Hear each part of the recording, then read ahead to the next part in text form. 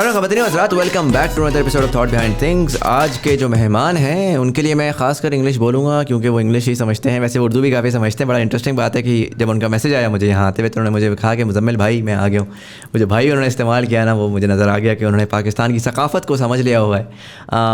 But here on forth I'm going to be speaking in English because the guest that we have today, one of the most requested guests at the TBT community as well. We have with us Brandon Timinsky, who is the CEO and founder of SadaPay. Sir, thank you so much for being part of the show. Oh, thanks for having me. Tora sik raha hoon. The problem is I've seen you around. I've heard so much, but all of the podcasts are mostly in Urdu, so I can't really understand them that well. Yeah, I You've understand. had some awesome guests. I saw recently, not too long ago, you had Imran Khan. That was impressive. I don't know how you pull all these people in. That's incredible. Thank you. So I'm going to jump right into it, Brandon. Sure. And starting with the format, the way that we normally do. Where were you born? What was early life like for you? And tell me about your childhood. Yeah. Well, everybody's curious, especially what's the white guy doing in Pakistan. So born and raised in Miami, Florida, in the United States, and I was essentially a really introverted, video game addicted, nerdy kind of guy when I was much younger. And Really? Yes. For some reason, You wouldn't have thought. I had this impression that you'd be this sort of frat boy who was one of those bad boys who couldn't really, work out in college. And so they were like, okay, the US isn't working out for me, so I'm going to go travel the world. Well, okay, no problem. I'm not offended.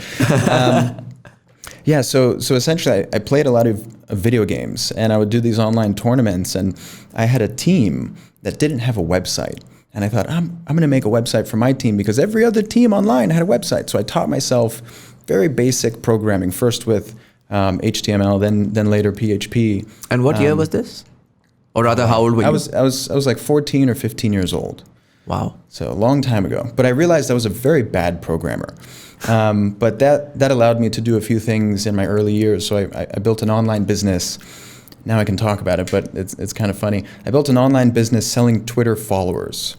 So I got people to follow each other, and using PHP, I built this website. And as a kid, I was making like $500 a day. Really? And that's what hooked me to business. Was this like a farm of sorts, or was this all human beings following each other? All human beings. So you would join the network, Okay. and you would follow everybody who came before you. And then whoever joined after you would follow you. And it was this little train that you got on. Interesting. So- And were they making any money as well? They were not making money. They were just trying to promote themselves. They wanted more followers. So I said, hey, you could join this network, and if you pay extra, you'll get more followers. Interesting. And so how long did that last? Lasted about a year. And there was a lot of learnings from that. So I didn't appreciate the success. It kind of happened overnight. It went viral. So I've always been a student of all these growth hacks. And one growth hack that I used was basically to have people tweet when they joined, and by tweeting you had all these new members who would tweet about it, and that got a lot of exposure. So maybe in like 2 or 3 weeks it scaled quite quickly. But I didn't appreciate the success, and ultimately I didn't keep up with the business. So over the course of a year I lost out to competitors, but that was a lot of important learnings. I think if you fail a customer, it's really hard to get them back once you break that trust. So I've kind of stuck with that for the rest of my business career. Interesting. And so this was when you were in high school?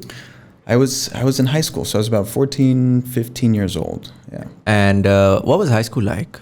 Just your generic, I mean, for a lot of Pakistanis, they've seen a lot of movies from the US, right? Like high school movies. Is it the same as they show in the movies? Yes, somewhat. So it's very cliquey. So you will probably end up in a group that kind of identifies in a certain way. Like you might have the frat boys or jocks in, let's say, university. But in high school, you don't really have fraternity life. So maybe my group of people was like the video gamers, and we were a little more introverted. But once I started having my own money, I was a lot more outgoing.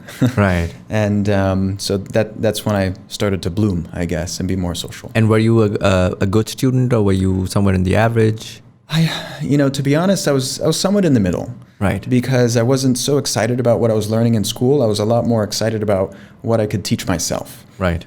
So that carried on into university. And so, sorry, I'm cutting you off, but Sure. that self-learning, was that more practical or more built around the internet, for example?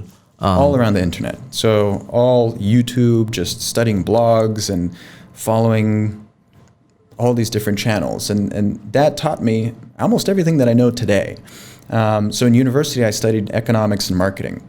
And I was taking this internet marketing class, and I was maybe around, I don't know, 21 years old when I'm sitting in this class and I realized I'm not really learning anything. I had been doing business online for so long.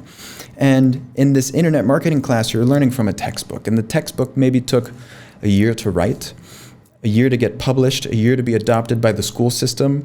And maybe what you're learning is 3 years old. Yeah. So I thought, wow, in internet marketing, you are a dinosaur if you're following practices from 3 years ago. Yeah. And I kind of got fed up and I thought, I'm just learning so much more by doing business myself. And I dropped out. And you were there for how many years?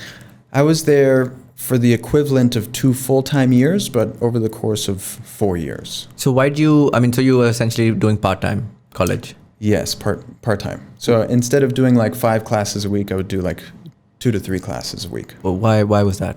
Because I was working. Yeah. So was that a financial constraint, or was that more of I want to have a practical experience while I was running my own businesses. So I had different online businesses that were already making me money. And I thought, wow, I'm already making money. I'm already learning so much more from doing it myself. And maybe I should just spend all my time focused on business rather than learning from textbooks that don't really teach me too much. Makes sense. And so what sort of businesses were these at the time?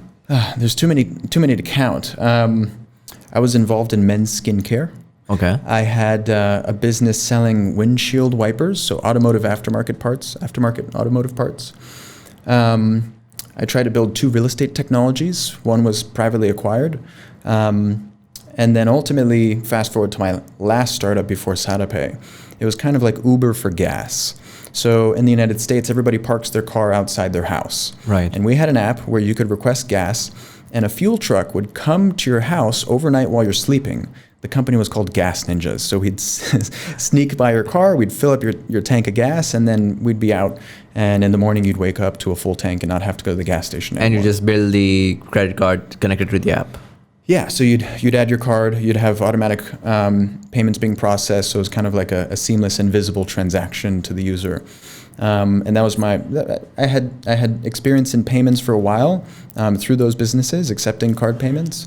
But yeah, this one was kind of interesting. It started as consumer focused and then pivoted towards business to business focused, like large distributed fleets. Think of like police cars. These policemen would take their cars home every night, or the elevator technician or the air conditioning technician. They would take their vehicles home every night, and we would service fleets and fuel all those vehicles while they're in the person's driveway. Interesting. And so they don't have to go back to like a central lot in the morning. They could go straight to their jobs in that area. Makes sense. And obviously because it's B2B, there's more premium available there as well in terms of Okay, so and there was a lot more money to be made. Yeah. Yeah. And so the first couple of businesses that you mentioned were essentially exclusively e-commerce businesses where you were doing like media buying and selling these products to targeted consumers? Sure. A lot of e-commerce, drop shipping, built a few different products, software as a service, but Gas Ninjas was like the most full product, and eventually that company got acquired. Right. So we sold the business to our main competitor over in Silicon Valley, and that was in the end of 2017. So after that, I decided to take a break. Interesting. And I thought I'm going to do a little mini retirement and see where else I can explore. So I left the United States, moved to Asia. Right. And I was living in Indonesia for about 2.5 years. And that's where I got the exposure to the super apps of Asia. And particularly in Indonesia, there was a company called Gojek. And Gojek, you can imagine as like the Kareem of Asia. Instead of driving cars, these captains, I forget what they would call them. They would call them Gojeks, actually. So I think that meant someone who would go get your stuff for you. Right. So they'd pick you up on a bike, kind of like Bikeia. Right. And that matured into a super app where you had payments, you had food delivery, you had someone could come and I think give you a massage. There was all these different features that Gojek had.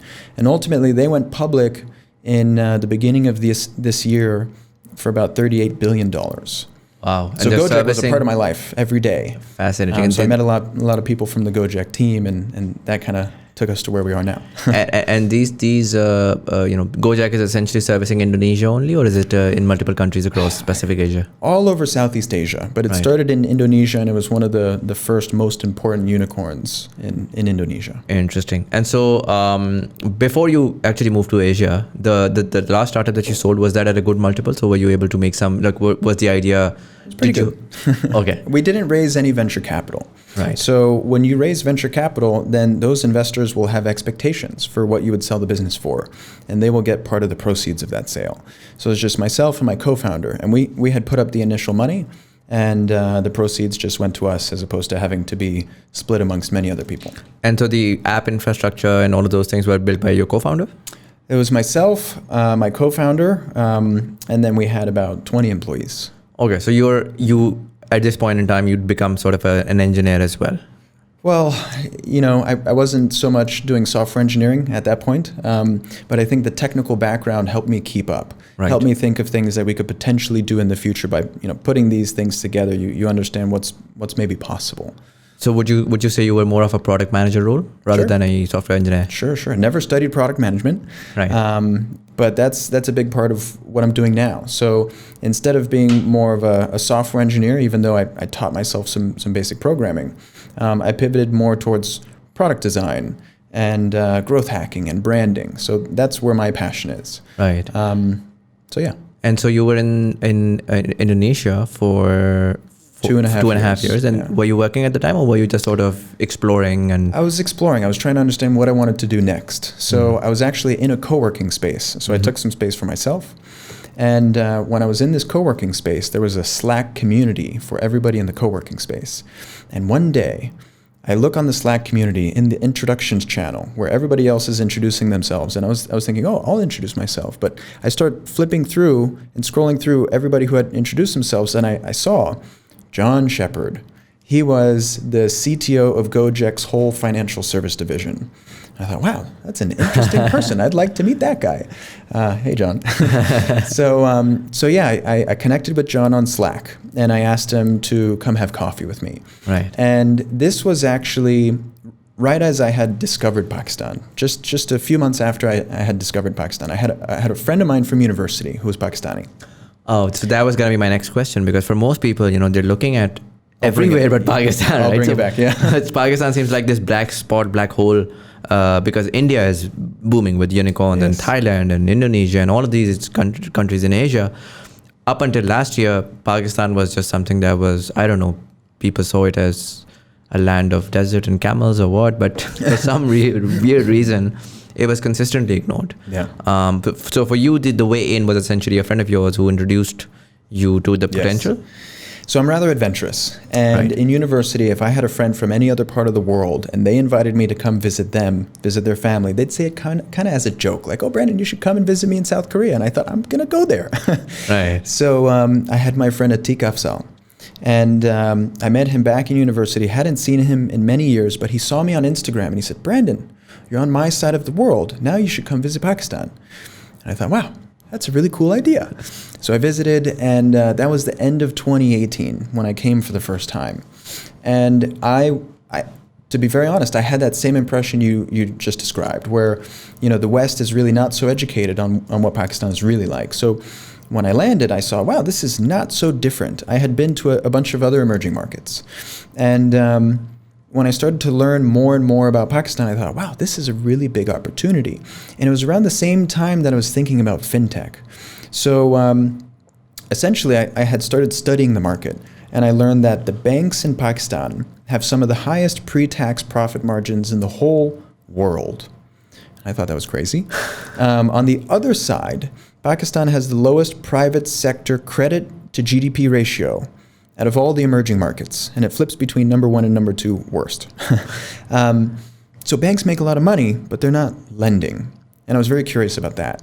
And there was this huge population of young people, so many of whom were already using smartphones, 1 million smartphones actually coming online every month, very good access to 3G and 4G connectivity. And on paper, Pakistan was really impressive. And you can compare it to a peer market like Nigeria. Right. So I was looking at Nigeria, and in 2018, they received about $600 million in venture capital back in 2018. Most of that went into FinTech. And I thought, wow, all these smart people are investing in emerging markets, they're investing in a place like Nigeria. And when you compare Nigeria to Pakistan, Pakistan, I think, only had about $10 million in venture capital come into the country in 2018. So I thought, wow, that's disproportional because Pakistan has a bigger population, a bigger middle class, more people using smartphones, better access to internet, faster internet. And actually, I think about 30%, less than 30% of adults in Nigeria have an identity card. Did you know? Less than 30%? Less than 30%. And did you know that in Pakistan, I think it's over 90 or 93% of adults not only have an ID card, but they have a biometric identity. And in financial services, you need to know who your customer is. It's called KYC. It's a big deal. Yeah. Anti-money laundering, counterterrorism financing, that's very important. You need identity. So I was so surprised. So I started digging in more and more, and I would come month after month. I'd come for a few days, I'd come for a week, 2 weeks. And finally, after a year visiting, I thought, I want to do something in this market. So when I was speaking to John on that day when we had coffee, I thought, maybe John could join as an advisor. Look at his resume. This guy was running a multi-billion-dollar company, engineering at a multi-billion-dollar company, specifically in financial services. And this was around the time that I think we were about to apply for the license that had just come out by the State Bank of Pakistan. And I thought he would look really, really good on that license application. So John had advised for about a year. And over the course of that year, he was starting to see more and more of the potential. Because when John was in Indonesia, he saw Indonesia go from all cash to all digital, maybe in the period of like 5 years. Everybody in Indonesia is paying for everything with a phone and a QR code. Everyone? Almost everyone. It feels like everyone. It happened... Sorry, yeah. Go ahead, yes. No, you go ahead. This happened in China, right? It took maybe 20 years for that to happen in China. Maybe 15 years for that to happen in India. Then you have Indonesia and all these other countries, and it keeps happening faster and faster with each cycle in each country. So now in Pakistan, you have ubiquitous access to internet and smartphones, and they're getting cheaper and cheaper. So the pace of digitization in each of these markets is going faster and faster. So when John saw all that happening in Indonesia, and he realized what we were working on in Pakistan, he had joined Gojek when it was already pretty big. And he thought, wow, it would be interesting to work with Brandon to start from the very beginning and build something right at the precipice of this, maybe that's not the right word, but right at the beginning of this huge revolution that's about to happen in Pakistan, this huge payments revolution. Right. So I kept poking him, and finally he decided to join. So now John is our CTO. Oh, really? Proud. Yes. From Gojek to yes. SadaPay? He left a company worth tens of billions of dollars to join SadaPay. Oh, wow. And hopefully you can meet him one day. Maybe bring him on the podcast. Where is he based out of? He's actually now he's in Karachi, but he travels around a lot. So he's in Pakistan? He's in Pakistan, not based here full time, because now he's managing an engineering team at SadaPay across 9 time zones. So SadaPay goes all the way from the UK, 9 or 10 time zones later down to Australia. So he bounces around a lot. And how many employees do you have at this point in time? About 250 employees. And about 65 are in product and engineering. Do you have any publicly shared information on your funding? We've raised a total of $20 million US to date from mostly US and UK investors. And that's and a few up Pakistanis. until seed? That's up until seed. Yeah, we did a seed and then we did like a seed plus. Yeah. seed plus. Yeah. Interesting. So when we did our seed funding in 2019, 2020, we closed about 7.2 million. Until that date, I think it was like 9 point something that we had closed. And then this year, the investors had seen all of our progress and they thought, wow, this is going really well. So they invested a lot more money. At a much nicer valuation, and it was really hard to say no to that. Interesting. And so you guys have been at it for a while. When was it officially launched as a startup? Well, I came here the first time in September 2018. For about a year, I was understanding the market, meeting as many people as possible, connecting with everybody on LinkedIn. Quickly on that, I believe every time you connect with someone, you meet someone, that's an opportunity to get lucky. I think Right. you can create your own luck, and it's just like a probability. If you increase the probability, if you increase the surface area, the number of times you could potentially get lucky, you will be more lucky. So that's how I met the rest of the people who joined our team. So our CFO, Tessir Ali, our Chief Operating Officer, Omar Salimullah, and then our Chief Compliance and Risk Officer, Abdul Qadir Sultan. I call him AQ because I butcher the name sometimes. But they are, veteran bankers with, extremely strong backgrounds. And when did you guys apply for the SBP? So we applied, I don't remember the exact date, but it took about 2 years. It took some time to prepare the application. Once it was prepared and accepted, the state bank reviews it and then gives you an in-principle approval, or NOC. Right. And from that date, it took 2 years on the dot, nearly to the dot, but 24 months. So the EMI license in the UK takes about 3 months to get. So I thought that's what I was getting myself into when we applied for this license in Pakistan. Maybe 6 months, maybe 9 months, but took 2 years. Took a while. Yeah. And now you guys have the license. Yeah, the commercial license was approved back in the end. I think it was the end of April of this year, and then we had our commercial rollout start in May of this year. And is there any estimate of the amount of people who are actively using SadaPay now? Well, we don't publish that, Right. but it is hundreds of thousands. Okay, so it's in 6 figures. Yes. And I'm gonna shoot some of the more simpler questions on the get-go. Sure. Why do you gatekeep who joins? Why are we keeping them waiting? Yes, I get that a lot. The wait list has kind of become like a cultural phenomenon here in Pakistan. Almost everybody's heard about it. Almost everybody's on it. Did you? I did put myself in, and Thank I you. did get in because I knew someone who knew someone, and I got in when you guys had one of those early, I think 2000 or one of those. Oh, you got in early. Yeah, I got in. Awesome. So yeah, essentially, while we were applying for the license, this funny thing started to happen where people started hearing about us, and they went to our website, and we just had an email sign up form, and they would sign up, and then people started asking like, hey, when are we going to get our account? Because we just put a landing page together to show what we were going to build. Right. It wasn't even built yet.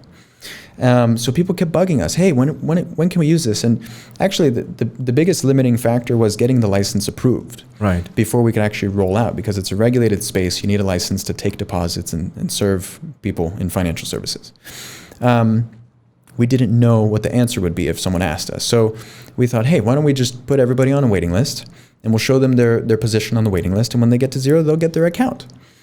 And I had a fun idea. Why don't we let people invite their friends, and if they do that, we will reward them by letting them skip the line. Right. So it's sort of like how Gmail sort of started. Sure, in a way. Yeah. So I had basically studied all of these growth hacks from around the world, and I thought, wow, this would be fun to do in Pakistan. Let's see what happens.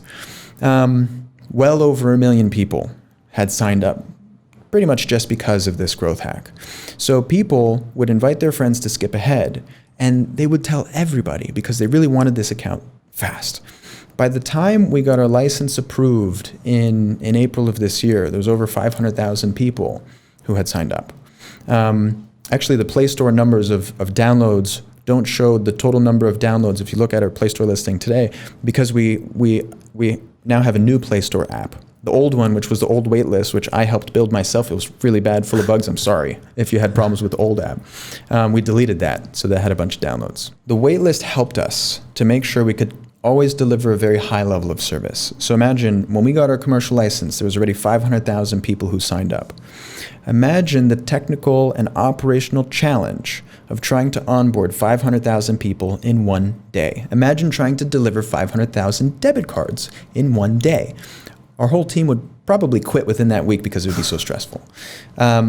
So the wait list essentially protected us. We could onboard as many people as we could serve well every day, right, every week moving forward. So that allowed us to scale our team, scale our operations to support so many people who've already signed up.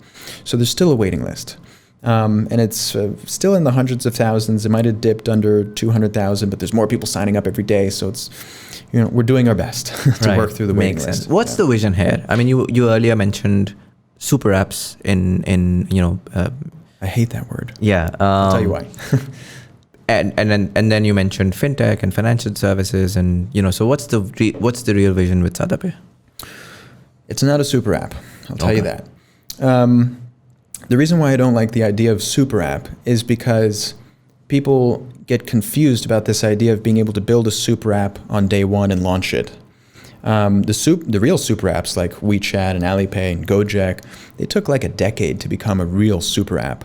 And when you do so many things at the same time, it's really hard to do them all really well at the same time. So our vision is to be extremely focused. We want to do just a few things at a time, and we want to make sure that those things that we do them really, really well. So we live very much by the name Sada. We like to keep everything as Sada. Whenever we build something, we ask ourselves, is it Sada? Is it simple? You can imagine the app, the wallet, as a distribution channel. So we want to get as many people to use SadaPay, this wallet, as possible, and take this distribution channel to scale.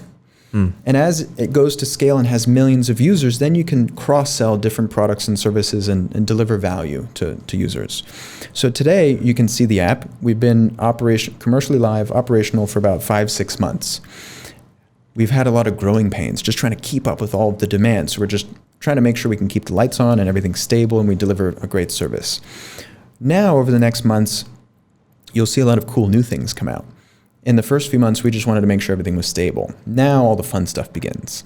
So I think the way we want to innovate is to see how we can distill the complexity of financial services into something that's really, really, really so simple, anybody can use it. And we've started first with this, tech-savvy middle-income demographic, because I strongly believe it's much smarter and much more sustainable to go from the middle down and serve everybody else. It's really hard to go from the bottom and then work your way back up. Right. And the reason why is because if you are serving the low-income demographic in financial services, it's really hard to make money because the margins are so slim. The wallet size per customer is very small. They're really risk-averse to trying new things with their money. And ultimately, as a startup, you're trying to climb this mountain to get to profitability, right?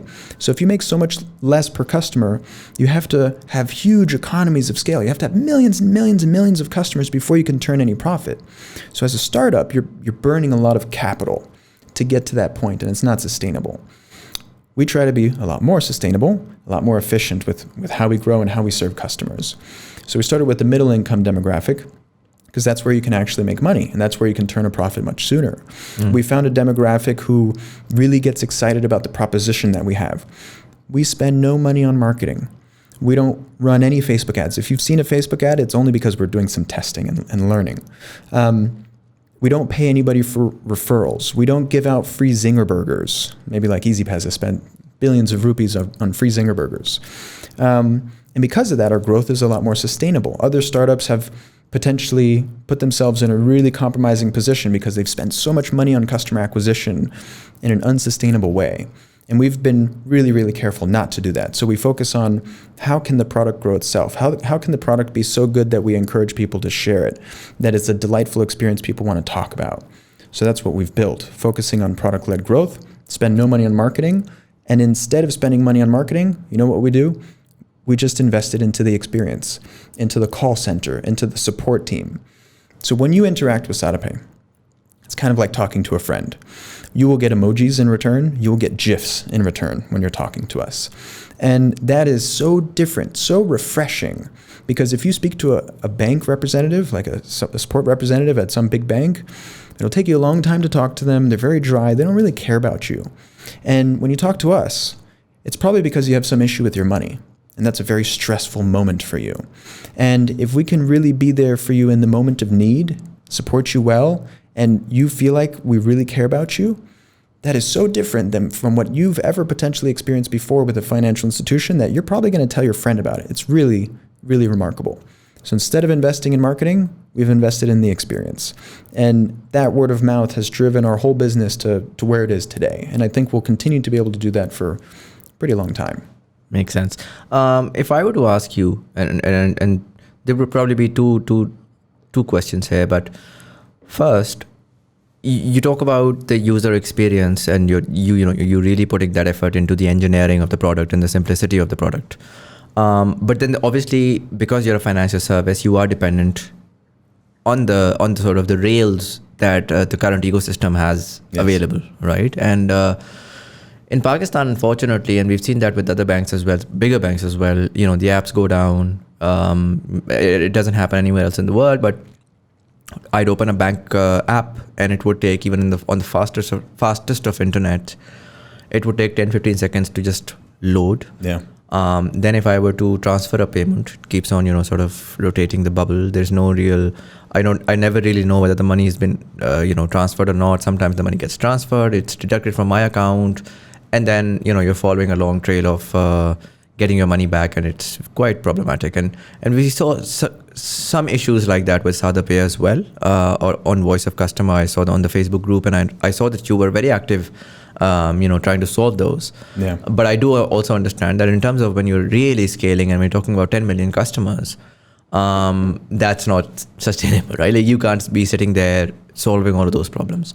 So the first thing I'd like to understand is, how do you ensure that the quality of service in terms of the actual product, which is money being transferred or money being used in whatever way, is actually substantially better, considering it is inherently being supported by the same rails. Right. And second of all, do you think RAAST somehow helps you or will help you in the future changing that user experience that currently exists? Because you mentioned Easy Paisa and you mentioned a lot of these other companies. They spend a lot of money on marketing. Yeah. But in my experience, it's always the user experience that's really been missing, right? Like, you can spend all the money on marketing, but if I'm there and I'm trying to send money and there are some sort of stupid problems, the app is telling me one thing, but actually something else is going on, or I actually didn't get enough transactions. There's a limit for transactions, but somehow I'm within the limit. The app shows me I'm within the limit, but someone's transferring money to me and suddenly there's a pop-up, the limit has exceeded. So something is going wrong somewhere, and it seems like they don't really care. For a lot of these bigger companies, their tech is essentially outsourced to third-party, consultants. That's it. And so I understand they're not the ones who might be able to solve this problem. So how do you, first, how do you reconcile with the current rails, and how does RAAST affect that? Sure. So you hit it with the last point you mentioned. Banks do not build their own technology. They might build a little bit, like the connectivity tissue between systems, but they're so reliant on vendors. And their tech teams, I don't want to say are weak, but they're not as strong as they should be for something so important, right? And that is our core competency. So John's core competency, incredible engineering. So even though we are reliant on these third-party systems, the payment rails, the banks themselves, SadaPay is pretty much always online. Our success rate for transfers is like 99.98%. And that last 0.02% is usually because something else happened with someone. It's not a SadaPay system that went down. So we build a lot of redundancy into our processes. But ultimately, we're still reliant on that banking switch. There's a few hops for money to actually get transferred. So maybe there's the banking switch or the connectivity between the switch and the bank itself. So the bank could go down. The connectivity layer between the bank and the switch could go down itself. The switch could go down itself. The connectivity between the switch and us could go down. It's not our connectivity. It's a third party that provides it to us. So even though all of these other things could potentially go down, we spend a lot of time trying to figure out how we can create redundancy so that even if there's anything that fails along the way, we can continue to retry things so that seamless to the user, money will always make it through. So we spend a lot of time on that. So these third-party systems, and when they go down, it causes a lot of frustration for potential customers or customers of ours. And we understand that this is a stressful moment. When money disappears into the nether, how can we really pay attention to that and proactively try and find it? Oftentimes, if this happens with a bank, they're not going to proactively do anything for you. You'll probably have to check your statement and reach out to the bank and be very vigilant about that dispute process and chasing them down. So we try to turn that on its head and see if we can be more proactive. If we find any money is missing, we're on top of it. I say like white on rice. So that's a bit of a differentiator for us. And the time that you mentioned, with a bank, they're reliant on so many systems, and they have so many systems that are so siloed and not very efficient, and they could be 10, 20, 30 years old. So you might open a legacy banking app and it takes like 20 seconds to load. For a millennial or Gen Z, we think in milliseconds, right? If a web page takes 2 or 3 seconds too long to load, you're going to get frustrated, right? Yeah. And imagine the same thing happens with your banking app. So when people try SadaPay, it opens really quick. When you send a transfer, it feels like it's almost instant. And that's really refreshing. And that's how you hook millennials and Gen Z with the speed and attention to detail there. But there's a light at the end of the tunnel for these third-party systems and the payment rails. The state bank has worked really, really hard on this new payment mechanism called RAAST. So all of the financial institutions, all of the fintechs will be able to plug into RAAST. And it's an instant payment rail. The money either goes through or it doesn't. Within 20 seconds, you have finality. So it doesn't disappear into the nether. Theoretically, it should never happen. So if you try to make a transfer, within 20 seconds, you will know if that has actually gone through to the final recipient or not. With the existing rail, it doesn't really work like that. It might get deducted from your bank account, and then it tries a few times because there's some redundancy that's been built in, but not in a modern way. And then ultimately, it could just disappear for a little bit. But usually, if you try hard enough, you'll find it. Right. So yeah, I think RAAST will be a big deal for Pakistan. But we've been hearing about RAAST and it will be a big deal for Pakistan, but we haven't really seen anything substantial. I mean, we have seen banking apps start popping up these sort of, notifications saying, come on RAAST or make a RAAST payment. But it seems like it's all being done separately from your current system. It's rather than, just sort of one day switching the current system to, I mean, it doesn't make sense for us to... There's a bit of conflict of interest. Okay. The reason why I say this is what I've observed is that banks, they have a lot of expenses, right? They need to pay for their bills. They have thousands of bank branches and thousands of people that sit in the bank branches and have to move paper around. So it's very expensive to run a bank. So they need to charge fees. And banks will try to charge fees for everything, especially your bank transfers. With RAAST, you're not allowed to charge fees. So it almost feels like, me as an observer in the payments ecosystem, it almost feels like some of these banks don't really want to promote RAAST as much, maybe because they're not allowed to charge for it. But the old system, you could still charge a fee, right? So maybe they're still clinging on to that last bit of revenue, not realizing that by getting everybody onto RAAST, a much better system, something that will actually be much better for the whole ecosystem, that will increase the size of the pie.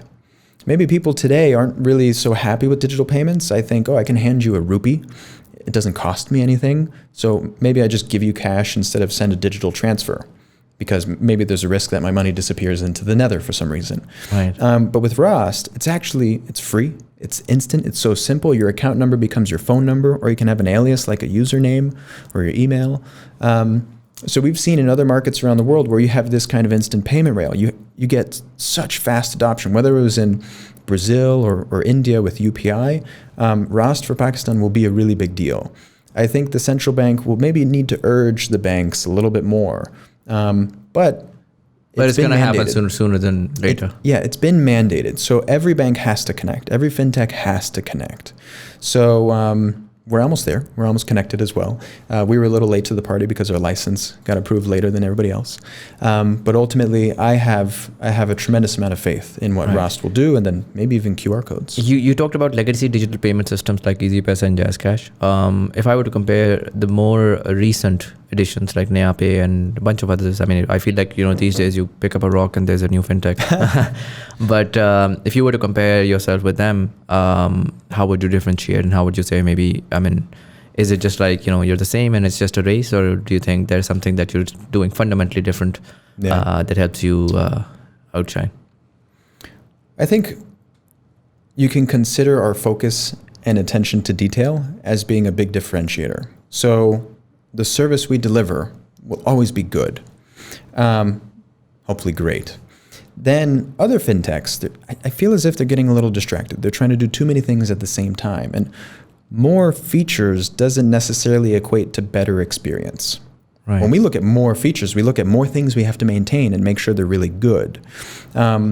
So I think we're going to be very focused on a few areas of business. These other fintechs are going to be focused on different areas of business. And I can describe it by giving an example of how certain kinds of customers will be served better by certain kinds of financial institutions. If you are a small farmer, you're going to probably work with a microfinance bank that's close to your area that understands the kind of business that you have and can help you with your financing for your goods that you need. Right. If you are a young tech-savvy millennial, Gen Z millennial, then you'll probably want to use one of these fintech apps. And SadaPay will serve certain kinds of pain points for these people. We will lean more towards international payments, where others might lean more towards serving local merchants. So you can see NiPay is doing some really cool things around enabling merchants to accept payments and have apps within their app. So they're going in a bit of a different direction than us. We love the idea of serving freelancers really well, helping them accept international payments. I was a freelancer. I have over 8,000 orders on my own Fiverr account. So I learned a lot about their pain points. Remittances. SadaPay will launch the lowest cost exchange rate in the world for rupees. Bringing rupees in, I think, will be great for the country from freelancers and remittances. Right. There's other ways that we can extend credit to people, maybe with zero interest. If you think about a bank, they have such high costs to deliver financial services. We've gotten rid of all of that stuff. We don't have to pay for the bank branches or the people to sit in them or the manual processes. We're very lean on new modern technology. So our cost to deliver financial services has come down to the point where it's so low, we can offer a lot for free or at a better rate than anybody else. So we could potentially extend credit at a lower rate than any of the banks that exist today, and to people who banks would never even lend to, right? Insurance is really interesting as well. Microinsurance, insurance for your cell phone, or e-commerce insurance. You buy something, it doesn't show up. You buy something, it's broken. You buy something, it's not what you ordered. E-commerce insurance, that's kind of like included with maybe the credit card you got from SadaPay. And that will cover you whenever you buy something online. And the filing process will be Sada, we promise, right? So when we extend insurance products, because we have so much more data than any other institution, we can be more effective at underwriting our customers and have a lower premium. All of our costs are lower. So moving forward, we build and scale this distribution channel. And all the other products and services that we could potentially launch, we're basically just going to come in and launch a better product at a lower price point or potentially free. Right. So anything a bank could do, we could potentially do. Right. If I were to ask you, how does one buy into SadaPay? Does one have to transfer through a bank? Yeah. So you could transfer from your existing account. Right. There's a cool thing that you could do with Baikia. Baikia will send a rider to your house so you can deposit cash. What are the charges for that? Off the top of my head, I don't actually remember. Is there like a percentage, or is this like a lump sum fee, or? I remember it was free at one point. Could be like 20 or 50 rupees, but Okay. in our app it says so somewhere. You can receive. But there is an opportunity to just sort of give your cash to a rider and give cash. Technically, I think you can go to an EasyPesa agent and they're enabled to send over-the-counter bank transfers to SadaPay. But it costs money. We don't really promote it. And the EasyPesa agent doesn't really understand it. Right. They don't really know that this feature is available. But I like the opportunity for these Nadra agents. So Nadra made a really, really cool partnership with OneLink. Okay. And now they're going to enable all these Nadra e-Sahulat agents, there's like 10,000 of them, to be cash-in agents for the ecosystem. Okay. And hopefully it'll be at a very good rate, and that will help digitize more of the cash. But most of the people using SadaPay are receiving money already from some digital channel. Freelancers might receive it from from Fiverr and Upwork. You have people receiving remittances from like TransferWise and WorldRemit and these other companies. When you open a SadaPay account, you get an international bank account number, an IBAN. Right. So that lets you receive international payments. What are the limits on your on the accounts right now? Today, the limits are 200,000 rupees per month. Okay. That's if you have a biometrically verified account. The state bank, I don't know if I'm allowed to say this, but I'm going to say it anyway. State bank has released draft regulations, so I'm sure some people have heard about them, to increase the limits for EMIs. Okay. And it might end up that the limits are increased to maybe 500,000. Okay. And then you'll have certain types of transactions that could be exempted from the limits, like let's say your salary, as an example. You could think of an EMI wallet as a lower limit account that's a lot less risk for the central bank or for a financial institution. So it's a lot easier to get the account. You have less requirements when you sign up. You can sign up instantly from your phone. And then you have bank accounts. So bank accounts will require a lot more information, salary verification, maybe your mailing address verification, et cetera. And then you get a bank account with a traditional bank and traditional user experience. Do you think you're ever going to apply for a full-time bank account license? We did. Okay. So we did apply for the digital bank license. And it's really interesting to look at how fintechs around the world have evolved. There's many different directions. You could go for the digital banking license. You could work with bank partners where the EMI or the fintech becomes the distribution channel, and then you work with banks to distribute those products. So there's different paths to becoming this sort of full stack financial institution. The central bank hasn't issued any NOCs for the digital bank license. It's very interesting for a fintech to mature into having a digital banking license. So, I mean, it's still in the process. We might be able to see that sometime in the future. Yeah. It's interesting because on one hand, you get all the benefits of being a digital bank. On the other hand, it brings in a lot of bureaucracy and added controls and complexity to your operations. It requires a lot of maturity. So certain fintechs may not be ready to become a full stack bank or commercial bank with that commercial license. But the license that we have now, the EMI license, it's really appropriate for a fintech. You keep a lot of agility. It's a lot less expensive to run because you have a lot fewer requirements for compliance and governance. Makes sense. So Korea recently invested a lot of money into, one of these new startups by, I believe, Khurram Jamali's heading that. Sure. And, Tanya was instrumental in that as well. So tell me a little bit about what that is. And is that, is that a potential competition? I don't know enough about it. Is that a bank? Is that a, fintech play? Because I believe it already exists somewhere in Africa and they just sort of are implementing the same model. I'm not sure, but essentially the license doesn't guarantee success, Okay. right? First, you have to have a great team who can build a great product. Right. A product can serve different kinds of customers, different use cases, different businesses, right? So just because someone gets a bank license doesn't necessarily mean they take over the whole country. But I think it is good that there are more players coming to Pakistan who are going to compete for this market. More competition leads to better service for consumers, right? Right. And I think the state bank has realized this, and they're kind of putting a little bit of a fire under the banks to really push them to go digital because they've already been so profitable from not really doing much. So I know that bank has gotten a license. Is there any other bank who's gotten a license as well for digital bank? No one's gotten a digital bank license. No one's gotten not even the NOC. Nothing has been okay. done yet. So everybody's still waiting on. Everybody's still waiting, and it'll be a long time. I think the EMI license takes 2 years to get approved. The digital bank license is a big deal, right? I would think it would take at least 2 years to go through that same process again, and then you have a phased rollout where in year 1 you're capped to a certain amount. Then year 2 you could do a little bit more. Year 3 you could do more after that. Makes sense. You earlier talked about creating a cashless society, and we've been hearing that from sort of these telecom marketing companies for well over 10 years. Just selling the dream of WeChat and Alipay and so on. And Alipay spent a substantial amount of money with EasyPaisa as well.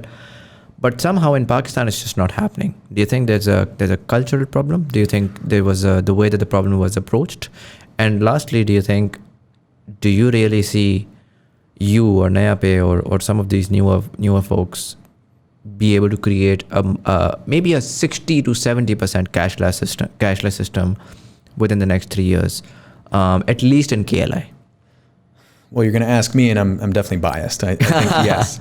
In all the other countries that I've studied, you need the right timing. You need the right foundational building blocks for this to actually happen. There's a tipping point where it just accelerates and then it takes over.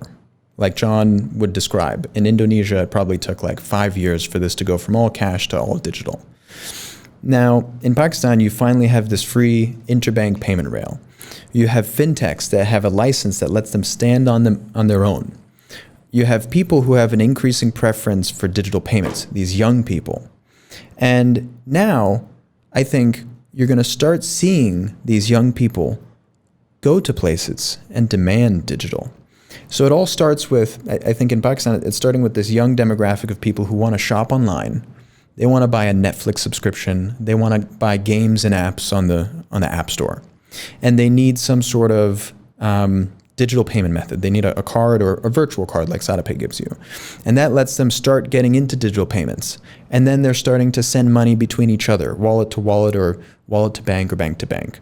And as you start using more and more digital payments, you realize, it's just better. And then these young people will go and they'll demand digital. And I say this by giving this example of like Chacha number 1 and Chacha number 2. So Chacha number 1 has his Kiriana store on this side of the street. And Chacha number 2 is selling the same thing in his Kiriana store on the other side of the street. Now, Chacha number 1 is cash only. Millennial or Gen Z goes to Chacha number 1, tries to buy whatever they're trying to buy, and gets rejected when they try to pay digitally. So that young person will go right across the street to Chacha number 2, who just started accepting digital payments. And they'll buy whatever they wanted and be out on their way in seconds. Chacha number 1 is not stupid. Is it worse to pay taxes and be documented, or is it worse to lose business to your competitors in the area, right? So everywhere else around the world, this is how it's happened. You have young people who will have an increasing preference for digital payments, and they will go to these small retailers and they will try to pay with digital. And these small businessmen and women will realize, our customers want this. And, okay, it doesn't cost me anything anymore to accept a digital payment. Okay, that's interesting. I'll try it. And they try it, and they realize it's better. And then it starts to pick up this momentum like a flywheel until it just kind of takes over.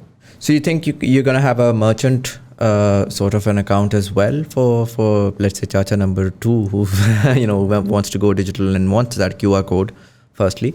And secondly, I think one of the major problems that I see in Pakistan is, with every store who tried to, at least in the start, go digital a little bit, they had to put up like 10 different QRs because every millennial was coming and demanding a new FinTech app, right? And do you think, because India with UPI really sort of centralized that entire thing, and so do you think, I was hearing about one QR or something of that sort at some point in time. Tell me a little bit about the merchant ecosystem and how you see that evolving over time, really to become this sort of a fluid user experience that right now, to be very honest, I don't see. And I see that as a major deterrent because it's so confusing for most of these retailers, unfortunately, even though your demographic is sort of this middle income, comparatively educated, global exposure, they have the global exposure as well. But these retailers are mostly uneducated. They don't go for anything that is different from what their fathers were doing or what the market is doing. And so you really have to simplify it for them. It may sound naive, but I disagree. And there's also some proof from other startups that are doing great things in the ecosystem. You see Bazaar, Dastagir, Retailo, Tajir, etc. They're digitizing the supply chain for merchants, and they're starting to use apps and katas to keep track of the money that people owe them. FinTech will come to these merchants. They're already getting used to the means of interacting with a smartphone and recording transactions or ordering their supplies. So the next step is accepting digital payments, and it will happen. I promise. I'll bet you. Okay. But I think essentially what we saw in India was exactly what you described. You had a merchant who would have 15 different QR codes on the front of his stall. And each QR code would go to each FinTech app. And it was ridiculous. It got out of hand. And the central bank over in India actually decided, you know what, we're done with this. There's going to be one specification for an interoperable QR code. And everybody's going to have to start using this QR code. So whether you're paying with phone pay or this pay or that pay, that merchant just needs one QR code and they can accept payments from everybody. Right. That just happened in Pakistan. The regulations came out 3 or 4 months ago. Right. So now, if any financial institution is going to do a QR code in Pakistan, it's going to be interoperable. RAAST is interoperable payments. Now you have interoperable QR codes that will launch. And now you have all these fintechs that want to get into the merchant space to allow these small businesses to accept digital payments, whether it's with a credit card or a debit card or a QR code. And this will only go faster and faster. This merchant who before might have been scared of it, now is going to be more incentivized because it doesn't cost money anymore. Previously, maybe it cost money to accept digital payments or to accept a QR code. Now you can potentially accept a RAAST payment over QR, and that will be free. So just to confirm, the merchant could have, let's say, a merchant account with SadaPay, and with the one QR can essentially have any fintech app pay through that QR to your SadaPay account. Is that correct? Potentially, yeah. So you can imagine. I mean, it would also be pretty excruciating for that merchant if he has to have like 15 different accounts and then transfer. No. Yeah. The merchant will have any account. It could be a NayaPay account. Could be a SadaPay account. Right. Could be a EasyPesa account or an MCB bank account. And they will be able to accept a QR payment from any app into that one account that they have. They don't need to manage all these different apps. Okay. So maybe it's not a secret anymore, but SadaPay has been building something for freelancers. So we'll launch a business account for them. And we love the idea of how a freelancer is kind of like a business of one person. And we see the product that we build for them maybe maturing into something that works for a small business, maybe a Kiriana store. We don't know. I think we want to learn from what the ecosystem is doing. And there's so much white space, so many different opportunities in fintech. I think it would make sense for us to focus on the areas that doesn't really have much noise. Right. Because there's other businesses who are here in Pakistan or maybe coming from abroad who are planning to get into this space.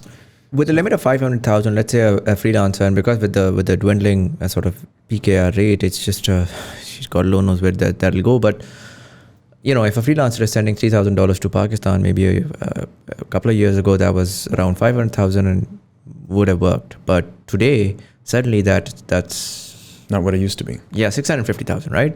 And so that's beyond the limit. What happens? Because in Pakistan, if you're able to send it, maybe the bank is going to pop up and say, listen, like this is, you're above the limit and it's not working out. But when it comes to international payments, a lot of times what happens is they just throw the money and then the money gets lost somewhere in the middle, and it's very anxiety inducing because you don't even know who's going to help me. Maybe it's somewhere in the ocean. Yes. So what happens when you actually transfer money that is beyond the limit, and it's sent from abroad, but you don't have it in your account? Yeah. So we wouldn't be able to accept it. Okay. For the regulators who are listening, please understand this point. And eventually the money will be sent back to the original sender? Yeah, so the way we would do it with our payment processing, we wouldn't accept that payment to begin with. So it wouldn't have left wherever it came from because we don't want it to get stuck. Today, the EMIs have certain limits. And I think the central bank is realizing that there are use cases that are important to the country and to consumers, and they will need to modify the regulations to support them.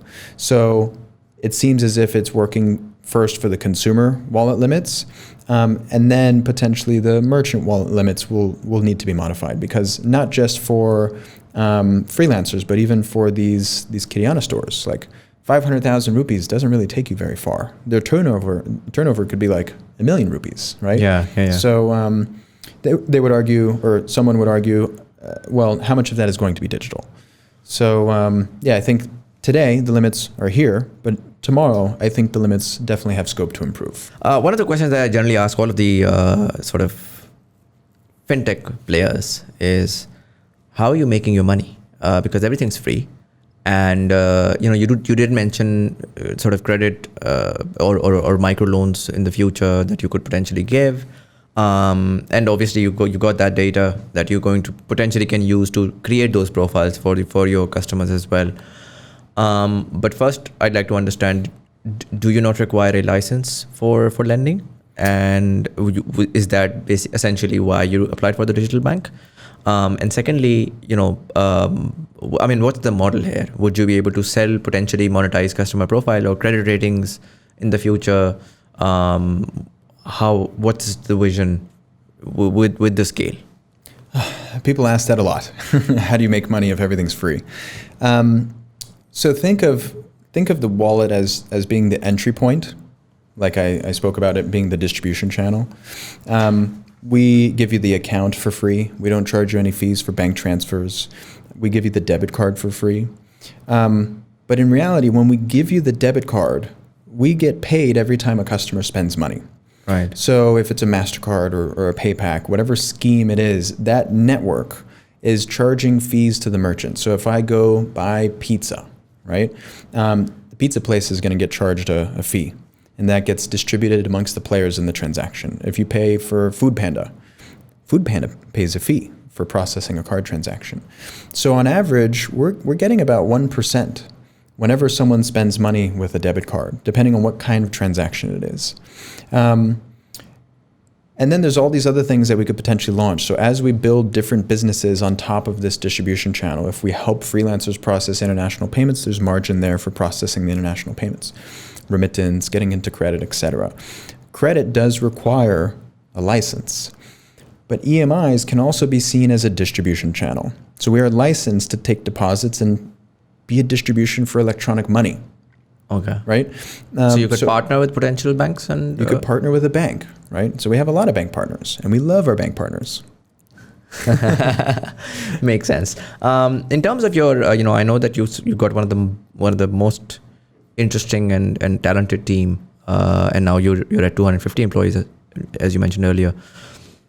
Some of the earlier employees that you got and maybe are still getting, were you offering stock options to them as well? Because in Pakistan, that was never a thing. And I think now more and more startups are beginning to realize, or at least was there a year ago, now there's an ample amount of good startup talent available in the market, but that was a different time. The talent was really scarce, and you really you didn't have a lot of money to attract them, and so you had to attract them with some sort of an ownership. So what's your model? Well, we've been so generous here, and sometimes I worry that people don't really appreciate it as much. I say that because when I first came to Pakistan, I didn't really have a co-founder. So half of the company that would have gone to that co-founder, I actually decided to leave in the stock option pool. So normally when a startup is started, they will have maybe 10% of the company allocated to the stock option pool to go to employees, maybe 20%. So ours was 50%. So we were very, very generous, and still are very, very generous with ownership in the company. So I think it's like 70, 75, maybe 80% of people at SadaPay have stock options. Every offer we send includes stock, just only at the very entry level. Maybe let's say you join the CX team. Right. So this entry level position, you can start earning stock after 6 months of doing a great job with us. So that has helped us incentivize the most incredible people to join our team. And in terms of the sort of changing global financial climate, and we've seen a lot of layoffs. Were you laying off anyone, and are you planning on laying off anyone? No. And how are you looking to maneuver through this time? Because you did raise a second round, which was fairly, it was pretty great. But what happens when you run out of this money and the next set of money is required, but the investors are really conservative right now? The markets there's a bloodbath there, and so how are you preparing yourself for that? I get this question a lot in interviews because people want to join a company that's not going to lay them off later. We've seen a lot of companies freeze hiring, maybe lay people off, maybe shut down altogether. I think we've been quite lucky to be in a good position. We closed funding in May of this year, just a few months ago. Also, we follow a business model that's a lot more sustainable. As I mentioned earlier, we don't really spend any money on customer acquisition. So other companies might have spent a lot of money on customer acquisition to try and grow as fast as they could, maybe unsustainably, giving away discounts. If you're selling $1 for 90 cents, people will buy that dollar all day. If you're selling goods at a discounted price just to acquire more and more customers, that artificial growth is not sustainable. So we've been really mindful of that. Now, I think if you can have a business model that is more mindful of being sustainable and has an actual path to reaching profitability, investors definitely appreciate that a lot more than they used to. If you have a business that's kind of like, pie in the sky, maybe one day we'll get to profitability when we have so many users, we can sell ads or do this, do that. It's going to be really hard to raise funding. But there's another light at the end of that tunnel. So 2021 was the most exciting year for venture capital of all time, the most ever invested into startups. 2022 has been a slow year, but actually still not too bad in comparison to 2020. U.S. venture capital firms today are sitting on over $290 billion of uninvested dry powder. That's what they call it. And that money will have to be let out at some point. So it seems as if globally there's a lot of uncertainty macroeconomically, and investors are waiting to find some macro clarity. But eventually that money will come to market again. So I'm actually really optimistic about 2023. So if you do have a strong business and you do have a visible path or line of sight to profitability, investors will be very excited about you. But I think you have to be really careful. Like if you're considering joining a startup that has this, very strange business model where they're spending so much money to acquire customers, I'd be wary of that. Yeah, makes sense. For a lot of people who are in the banking sector, you earlier mentioned, banks have a crazy amount of profitability in Pakistan. More often than not, they're really relying on the deposits, right? And they're saying, okay, so let's say, if I were to really actuarial science out of it, what I do is I take all of my accounts and I would run it for a year, and I would begin to identify that with all the input and the output, an X amount always stays in my bank. And in a high inflationary environment like Pakistan, there's always that opportunity to earn on float as well, where you can just sort of buy a bunch of T-bills and so on and so forth. In terms of your model, a lot of people would call it very, very conservative and not very. I mean, there are so many other areas that you can double your income. Is the money that you're holding in your wallets, is that being wasted essentially? Is that being burnt in a 30% inflation environment? Or at the very least, you're investing that somewhere. I mean, I know that you can't give out loans right now. Can you at the very least use that money to partner with someone who can essentially use that as capital for loans or something? How does that excess capital that always stays in the system get used efficiently and more productively? Yeah. I would think the best way to make use of that capital is to extend credit, to help businesses grow faster. You might have a small business with one location, but if it has access to the right working capital, could expand to 2 stores, 3 stores, 4 stores, 5 stores. And these small businesses are kind of like the backbone of Pakistan's economy. All of this money that sits in banks, all of these deposits, just really get invested into T-bills, as you describe. And that's not very productive. Works for them. Yeah, it works for them. Yeah.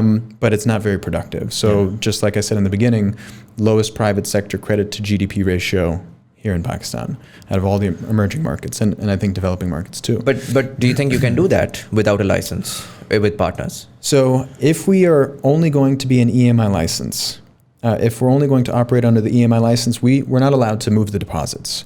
We have to keep the deposits safe, in custody, in trust accounts. We can never put them at risk. Okay. So yes, it is potentially inefficient. So we do get to earn some percentage. We can invest in T-bills if we want to, but we can't lend them out. Right. If we transition to a different license, let's say we want to become a digital bank, then we can mobilize those deposits and put them to work and hopefully improve the economy. It entirely depends on where those deposits go, whether there's an opportunity, and then you'll sort of pivot accordingly. Yeah. If I were to ask you over the next 12 months, I know that you can do peer-to-peer, you can do, you can probably pay utility bills, something that every FinTech app sort of, but is there any exciting feature? And I explicitly want to know about the next 12 months, nothing too far-fetched, nothing dreamy.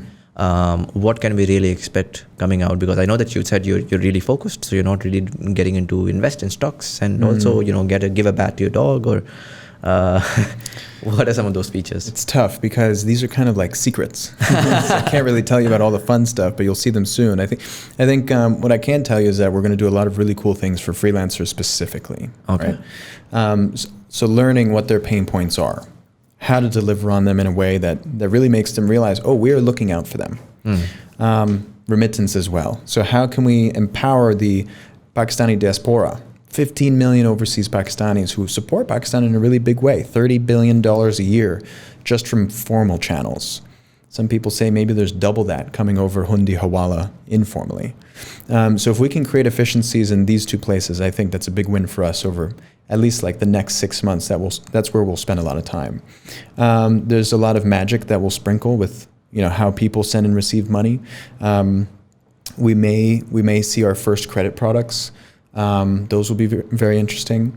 There might be a little bit coming soon about savings and investing. I think you can teach financial literacy through thoughtful design.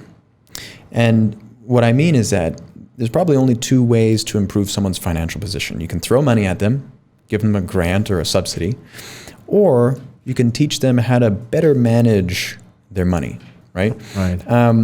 So I think you could do that with user experience. So we're very mindful of this. How can you set up good habits? How can you set up automatic savings? How can you teach people the importance of compounding returns? People say it's the eighth wonder of the world, people in finance at least. So I think there's a lot of work that we can do around that in a really fun way, tailored to the demographic of people who use SadaPay. So the millennial, Gen Z, let's say middle income. Right. You've been very focused on freelancers or diaspora. Do you think there's a potential opportunity, and I don't know how the technicals of that would work, but there's a potential opportunity for you to connect with someone like PayPal, for example, where the IBAN doesn't have to exist anymore, and the IBAN is actually connected to a SadaPay Plus international account that sort of goes on to connect with a PayPal account, and so the folks can just sort of use their PayPal account to be able to send it to you in the way that an average person is used to, without having to go through the whole Pakistani, give me your Swift code, give me your this, give me your that, which becomes a deterrent for a lot of these freelancers who are working with ordinary, let's say, Americans or so. I wish I could tell you more. We get a lot of questions about PayPal. And ultimately, we've thought about ways how we can route money so that we can help Pakistanis accept PayPal payments. But ultimately, what is it that Pakistanis want? They just want to get paid. So if we can help them get paid, and we could do it in a way that's easier than accepting PayPal, because PayPal requires that other person on the other side has a PayPal account, we think we have maybe a better solution. So ultimately, PayPal is tough because they see Pakistan in a certain light. There's certain restrictions about how they, as a public company, can interact with Pakistan. They can't even operate here. Do you think that's an FATF issue, or that's an overall image issue? There's more to it than that. I'm optimistic that we'll clear FATF, hopefully. But also there's some challenges. The central bank does not want this really sensitive personal data to leave the country. Okay. And this is a decision that many countries have made around the world.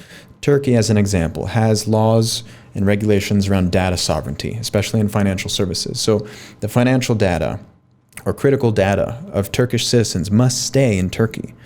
PayPal had to back out of Turkey because the regulator would not budge on this.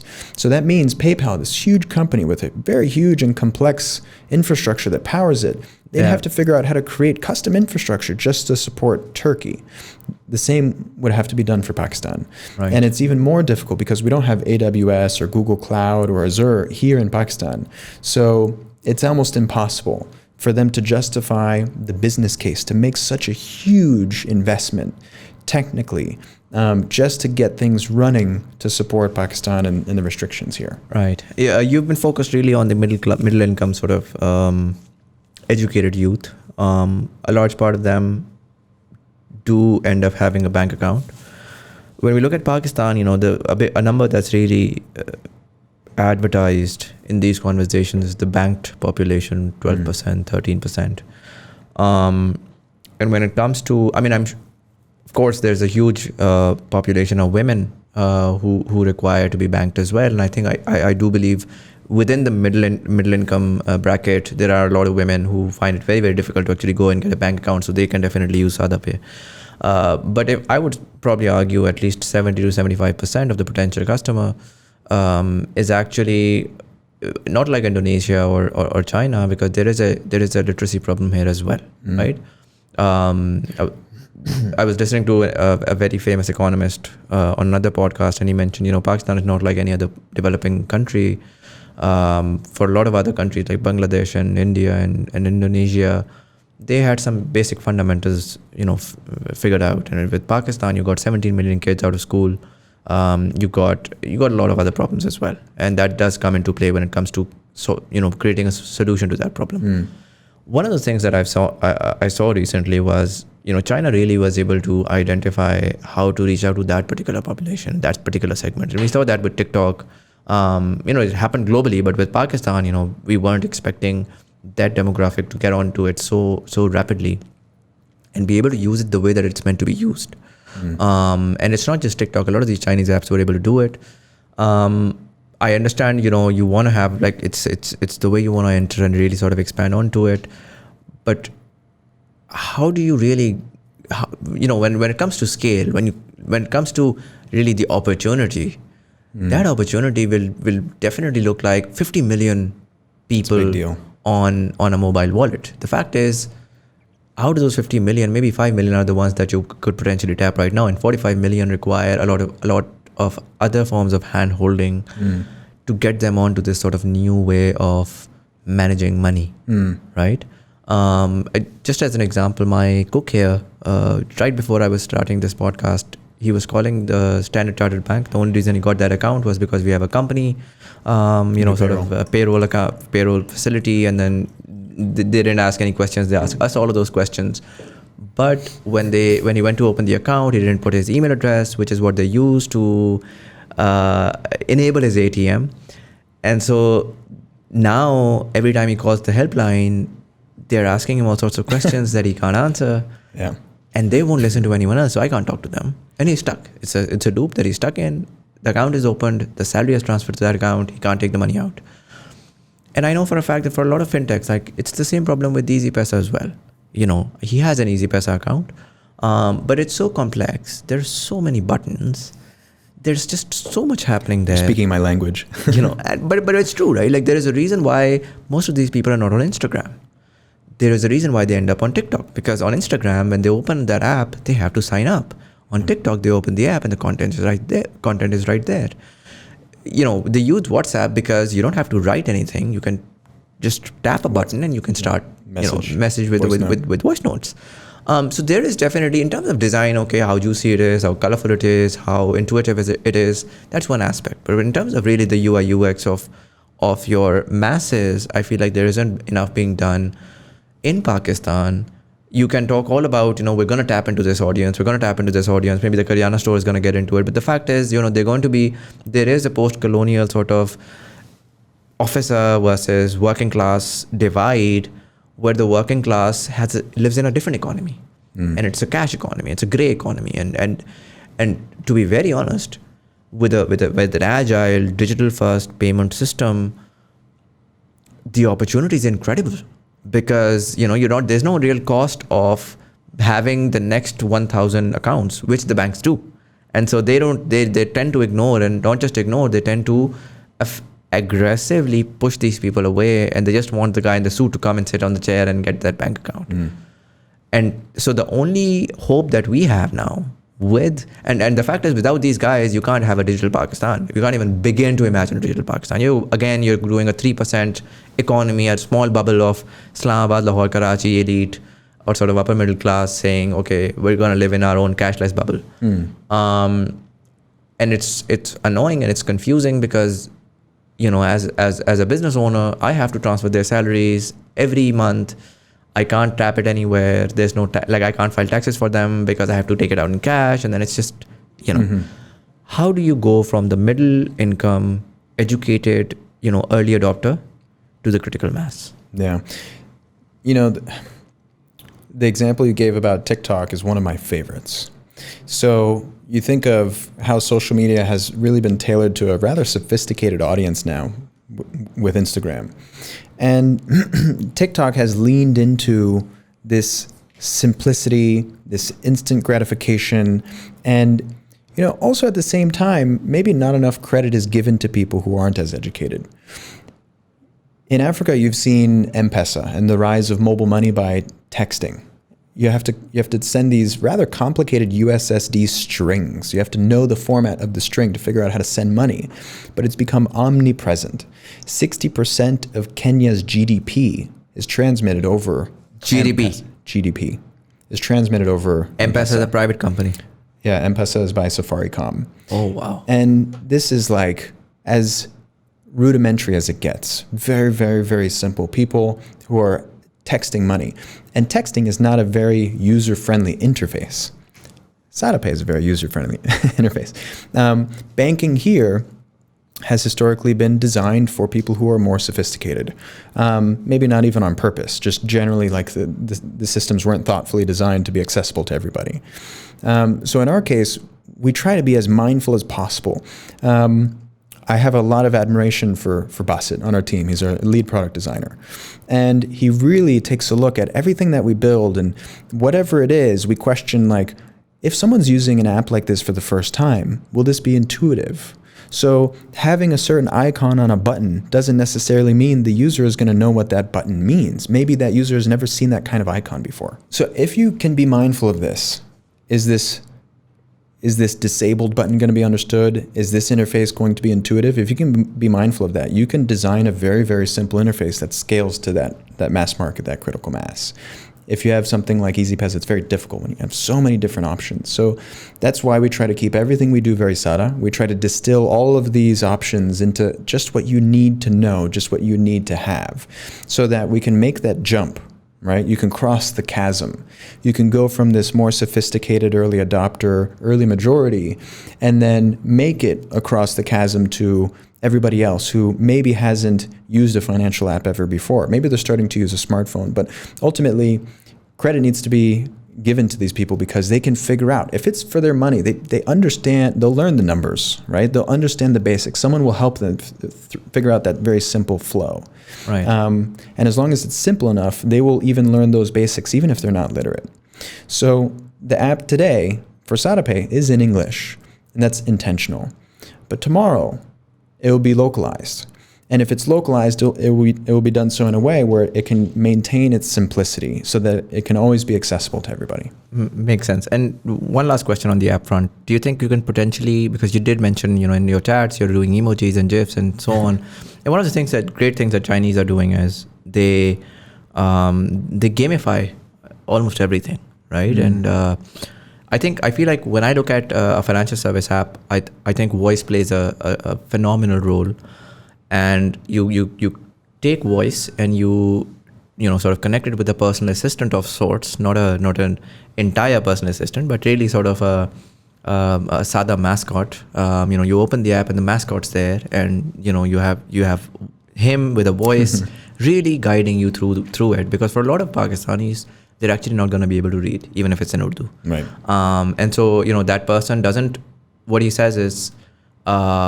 He actually speaks what is required. So, welcome to SadaPay, give me your name. And so I'm just dreaming of the future where voice to text is now so great that you can just say, okay, just say your name. And they say the name and it sort of appears and it repeats the name and you can say yes or no type. Because I feel like when we're there, then you can really add people in, right? And your personal assistant with voice, every time you sign into the app, it's like, oh, you have a lot of money lying around. Would you want to invest? Or essentially, again, it's that sort of. Do you think you would ever go beyond when it comes to user experience? Is design exclusive to icons and tiles and those, or are you going to make it multidimensional and really hit with all the sensory? Options available. Yeah, that's an interesting point that you make, and I could see how that could work potentially really well here. We've started with multimedia already. So if you think about the kind of people who use SadaPay, young, Gen Z, millennial, they're using social media and they're used to seeing stories, vertical video. Yeah. We put stories in a banking app. So a user can actually be guided through SadaPay. So right now it's just on the More page, but as we launch more features, we actually have story content that will kind of walk you through the different parts of the app. So someone, not a 3D mascot, but an actual human will speak to you. And that human will potentially guide you through the experience that potentially you're trying to figure out. But I think that's just the beginning. Right. I think voice has worked really well. Like even Baikia has localized really, really well. The app for riders, everybody's communicating primarily through voice notes as well. And I could see how voice could play a big role in financial services too. Makes sense. I'm going to ask you the last question that generally I ask all of my guests. How do you see Pakistan 28 years from now in 2050? You sort of risked a lot when you decided to come to Pakistan. There's definitely opportunity here, and I'm glad that you were able to see it as someone who imagined camels and deserts. But obviously you made a mind map of this country and the potential and what future you see. And so if you could give me an image of that or a slice of that mind map, how do you see Pakistan 28 years from now in 2050? I like that. I think it starts with digitization, right? You'll see this happen through smartphones. I think it's a future that's absolutely unavoidable. Everybody will have smartphones. Everybody will be connected to the internet. Everybody will be using digital payments. That's just the beginning. I think Pakistan will probably lean into IT export in a really big way. I really hope to see that because you have so many young people who are graduating, potentially, maybe not even graduating, but they have skills that are exportable. And instead of running around trying to find a job locally that pays in rupees, it's just a few steps to understand how to get yourself on the internet and start earning in dollars and euros and pounds. And bringing all that value into Pakistan, I think, is going to be a really big deal. I like the idea of tourism. So I went to the north. I visited Skardu, Kaplu, Hunza, Gilgit. Exceptional. Maybe there's an international airport that has planes coming from around the world to see the Himalayas, the Hindu Kush, the Karakoram. So I think that's very exciting. And as you have more and more foreigners who are coming and visiting, I think that repairs the perception issues that Pakistan has had historically. As you have more of these bloggers, as you have more tourists coming and seeing the country and realizing that it's not this, barren desert full of terrorism. That's honestly the image that many people have in the West of Pakistan. So I'm really excited about potentially bringing foreigners, bloggers, with SadaPay, host them in the north and show them around and show them that it's a really, really, really beautiful place up there. And along the way, have them interact with the locals who, in Pakistan, I've seen these people be incredibly hospitable. Pakistanis are so proud. Whether you're here or abroad, Pakistanis are incredibly patriotic. Much more so than many other people I've met from other countries around the world. So I think in a big way, IT export is going to be really important for Pakistan. Omnipresence of digital payments, all of these things I think are rather obvious. And I hope to play a small part in that. That's awesome. Brandon, thank you so much for taking the time out and sharing all the insight. I hope, I've been personally, SadaPay has been one of the most exciting products to come out of Pakistan. This is not just me saying for the sake of it. I've said it multiple times on the podcast before as well. So I really hope you guys succeed in the vision that you created. And I really, really hope that the backbone and the rail issue and all of those issues are solved and you're able to tap into and finally digitize the majority of the previously untapped. I'm so sick of cash.